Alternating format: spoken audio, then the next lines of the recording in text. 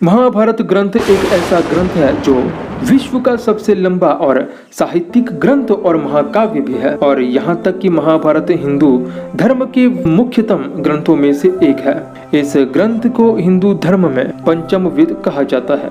परंतु इससे भी हैरान कर देने वाली बात यह है कि आज से 5000 साल पहले कुरुक्षेत्र नामक स्थान पर महाभारत का युद्ध छिड़ा था, जिसमें पांडवों ने कौरवों को हरा दिया था। मित्रों, यहाँ तक कि इसी युद्ध में कई ऐसे बड़े बड़े अस्त्र और शस्त्रों का भी प्रयोग किया था जो कि आज के समय में हम कल्पना तक नहीं कर सकते।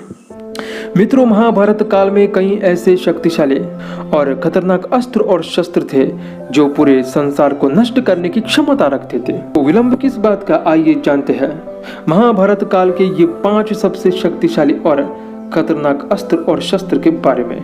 दोस्तों, यह सब हम जानेंगे आज की इस वीडियो में।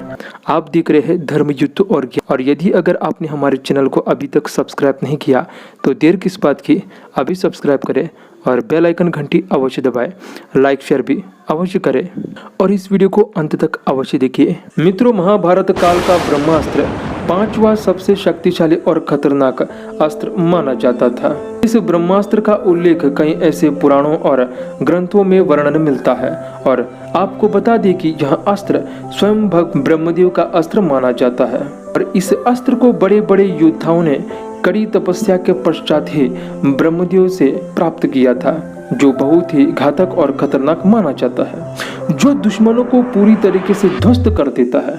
मित्रों, अगर वर्तमान समय में हथियारों की तुलना करें तो ब्रह्मास्त्र अत्यंत शक्तिशाली था। महाभारत काल में यह अस्त्र अर्जुन, द्रोणाचार्य, भीष्म पितामह, कर्ण और अश्वत्थामा जैसे बड़े बड़े योद्धाओं के पास मौजूद था। पाशुपतास्त्र। मित्रों, महाभारत काल का पाशुपतास्त्र चौथा सबसे शक्तिशाली और खतरनाक अस्त्र माना जाता था। वैसे ब्रह्मास्त्र के साथ पाशुपतास्त्र का भी उल्लेख कई ग्रंथों और पुराणों में देखने को मिलता है, और यह अस्त्र भगवान शिव शंकर का अस्त्र माना जाता है। भगवान शिव की कड़ी तपस्या के पश्चात ही बड़े बड़े योद्धाओं ने इस शक्तिशाली और खतरनाक अस्त्र को प्राप्त किया था।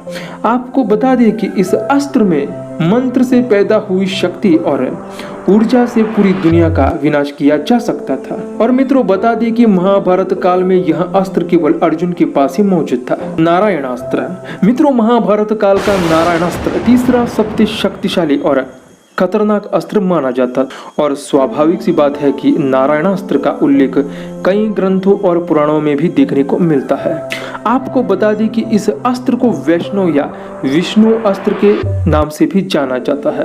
मित्रों, इस अस्त्र की महत्वता और हैरान कर देने वाली बात यह है, इस अस्त्र को एक बार चलाने के पश्चात इसे कोई दूसरा अस्त्र काट नहीं सकता था, परंतु इस अस्त्र से बचने का सिर्फ एक ही उपाय बचता है कि वह शत्रु के सामने हथियार डालकर स्वयं को समर्पित कर दे तो वह बच सकता है। अग्नियास्त्र।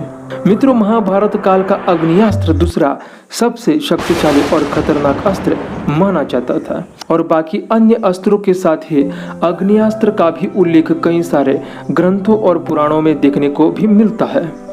मित्रों, आपको बता दें कि अग्नियास्त्र मंत्र शक्ति से तैयार किया हुआ एक ऐसा अस्त्र माना जाता था जो धमाके के साथ आग बरसाने में भी सहायक था, और यह अस्त्र अपने लक्ष्य को जलाकर राख कर देता था। सुदर्शन चक्र। मित्रों, महाभारत काल का सुदर्शन चक्र सबसे शक्तिशाली और खतरनाक अस्त्र माना जाता था। मित्रों, सुदर्शन चक्र के बारे में तो हर कोई जानता है, इसका भी उल्लेख हिंदू ग्रंथों और पुराणों में भी देखने को मिलता है, और यहाँ तक कि सुदर्शन चक्र स्वयं भगवान श्री कृष्ण का अस्त्र माना जाता था, और इसी अस्त्र के माध्यम से भगवान श्री कृष्ण ने इस संसार के दुष्टों का संहार किया था। मित्रों, आपको बता दें कि सुदर्शन चक्र एक ऐसा अस्त्र था जो किसी के पास नहीं था स्वयं सिवाय भगवान श्री कृष्ण के, परंतु सुदर्शन चक्र को अन्य देवी देवताओं के हाथ में भी देखा गया है। तो आशा करते हैं दोस्तों आज की इस वीडियो में दी गई रोचक कहानी के बारे में जानकारी पसंद आई होगी आपको, तो इस चैनल को सब्सक्राइब करें, बेल आइकन घंटी अवश्य दबाएं, लाइक शेयर करें, मित्रों में भी पहुंचाएं। मिलेंगे अन्य वीडियो के साथ, तब तक के लिए हमारे अन्य वीडियो को देखते रहिएगा। जय श्री राम, जय हनुमान।